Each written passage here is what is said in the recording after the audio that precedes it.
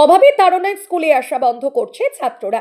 রোজগারের তাগিদে ভিন রাজ্যে পাড়ি দেওয়ার প্রবণতা বাড়ছে, ফলে স্কুলের ড্রপ আউটের সংখ্যা বাড়ছে দিন দিন।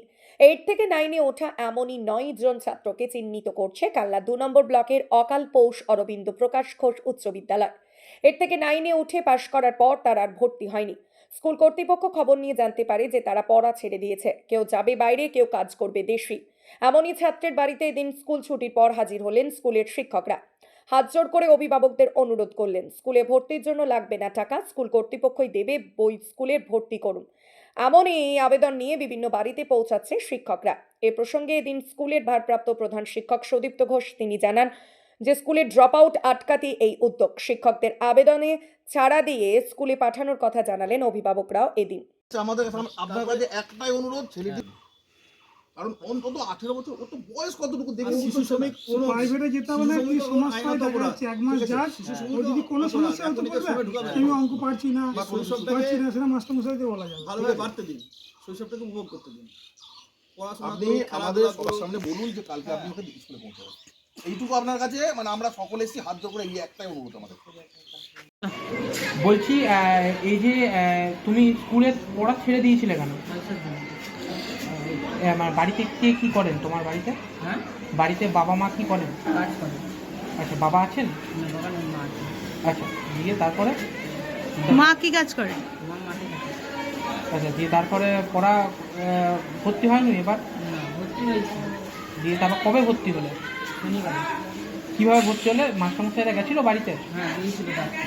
আচ্ছা, দিয়ে তারপর বলছে যে পয়সা দিতে লাগবে না, স্কুলে আসো, বই সব দেওয়া হবে, বই ড্রেস সমস্ত সমস্ত। দিয়ে যে ভর্তি ফিস সেটা কি নেয়নি তোমার থেকে? না। আর বই দিয়েছে স্কুলের তরফে? হ্যাঁ, দিয়েছে। কোন ক্লাসে পড়ো? 9-এ। এবার পড়াশোনা চালাতে চাও তুমি? কি নাম তোমার? শাগুন। শাগুন কি? নিলাম। বলছে যে আপনার ছেলে কিসে পড়তো? এইটা পড়তো। কোন স্কুলে? হঠাৎ স্কুলে যাওয়াটা বন্ধ হলো কি কারণে? আমি প্রাইভেট দিতে পারছি না, আমি পড়িয়ে কি পারছি না। আমার 12 মাস শরীর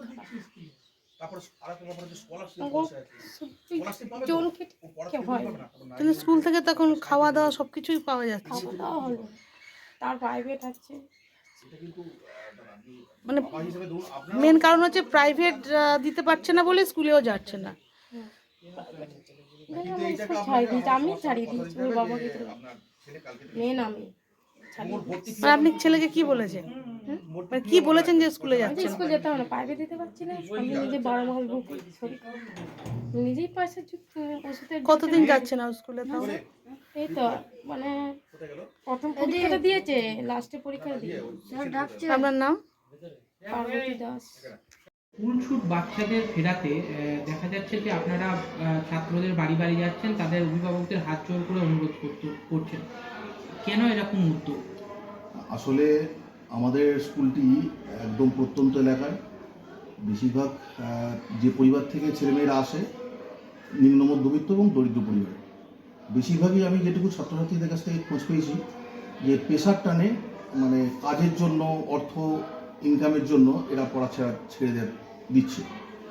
এবার আমি আমাদের শিক্ষক শিক্ষিকারা এবং আমার পরিচালনা সমিতির সদস্য সকলকে নিয়ে এই সমস্ত ছেলেমেয়েদের, আজকে নয়, আমরা করোনার কালের পর যখন স্কুল খুললো তখন থেকেই এই উদ্যোগটা নিয়েছি। প্রতি বছরই ছাত্রছাত্রী যাচ্ছি, কারণ প্রত্যেক বছরই দেখছি আমরা যে 10-12 জন 15 জন করে ছেলে মেয়ে পড়া ছেড়ে দিচ্ছে, এবং সেটা যে নিচু ক্লাস থেকেও হচ্ছে, মানে 8-এ পাস করার পরে 9-এ ভর্তি হওয়ার প্রবণতাটা কমে যাচ্ছে।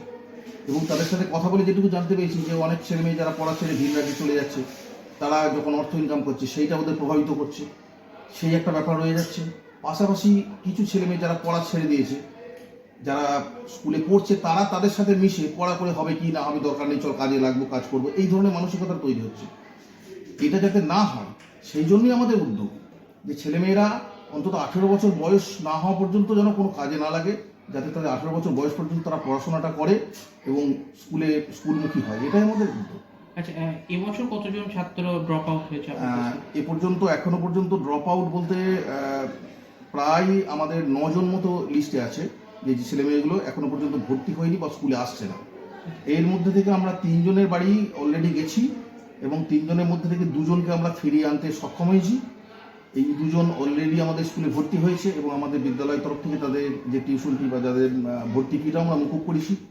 এখন বর্তমান সরকারের আমরা দেখছি যে ইউনিফর্ম, বই, যে সমস্ত ফ্রি সার্ভিস যেগুলো তারা পাচ্ছে সেগুলোকে তাদেরকে দেওয়ার ব্যবস্থা করেছি। সেই সাথে সাথে আমাদের যেগুলো স্পেসিফিক কপি আমরা বই পাই বিভিন্ন প্রকাশন থেকে, সেগুলো দিয়েও তাদেরকে চেষ্টা করছি যাতে তারা স্কুলমুখী হোক। যত অর্থের কারণে যেন ছেলেমেয়েরা কেউ পড়াশোনা না মানে পড়াশোনা যাতে ছেড়ে না দেয় সেই যেন বিষয়টা যেন না হয়, যাতে পড়াশোনাটা চালিয়ে যায়, সেই জন্যই আমাদের এই উদ্যোগটা। কি নাম আপনার? আমার নাম সুদীপ্ত ঘোষ, আপনি? আমি টিচার ইনচার্জ প্রকল্প স্কুল। ছাত্রীরাও কি এরকম ছেড়ে দিচ্ছে পড়াশোনা? ছেড়ে দিচ্ছে বলতে কি, বেশ কিছু ঘটনা যেগুলো বেশ কয়েক বছর থেকে দেখছি, 9 বা 10-এ ওঠার পর ওদের হঠাৎ করে বিয়ে যে ব্যাপারটা, কোনো ক্ষেত্রে বাড়ি থেকে দিয়ে দিচ্ছে যারা খুব গরিব ফ্যামিলি, আবার কিছু ছেলে মেয়ে যারা ভুল পথে চলে গিয়ে হয়তো বিয়ে করে ফেলছে। তো আমরা আমাদের শিক্ষক শিক্ষিকারা আমাদের পাঠ্য বিষয়ের বাইরেও ক্লাসে তাদের সাথে বিভিন্ন বন্ধুর মতো বেশি বিভিন্ন ভাবে তাদেরকে উদ্বুদ্ধ করে যাতে এই ধরনের কোনো কন্যাশ্রী ক্লাবের মাধ্যমে আছে, আমরা বাড়ি বাড়ি গিয়েও মানে সেটা করছি। প্লাস আমাদের শিক্ষক শিক্ষিকারাও ক্লাসে গিয়ে তাদের অল্প বয়সে বিয়ে করার যে কুফলগুলো বা যাতে তারা কোনো বেপথে না যায় সেই উদ্যোগও আমরা নিচ্ছি এবং তাতে অনেকটা ফলও হয়েছে। আমরা এর আগেও প্রায় 3টি মেয়ের বিয়ে আটকেছি। অলরেডি তারা 18 বছর বয়স পর্যন্ত তারা বয়স হয়ে তারপরে বাবা মা বিয়ে দিয়েছে এবং এই 3 জনের মধ্যে 2 জন অলরেডি স্কুলে ভর্তি হয়েছিল, একজন আর ভর্তি হয়নি। যাই হোক, এই উদ্যোগটা আমরা নিচ্ছি, চেষ্টা করছি যাতে স্কুলটা মানে আরেকটু ভালো হোক। এই পিছিয়ে পড়া ছেলে মেয়ে যারা গরিব যারা তারা নতুন করে আবার পড়াশোনা আবার মেইন স্ট্রিমে যারা ফিরে আসে, মূল স্রোতে যারা ফিরে আসে। আচ্ছা, আপনার ছেলে হঠাৎ স্কুলে যাওয়া বন্ধ করলো কি কারণে? পয়সা করি নেই, বাড়িতে অসুস্থ, মা অসুস্থ। আচ্ছা, তো একা মানুষ, আমি কোন দিকে সামলাবো? কোন ক্লাসে পড়তো?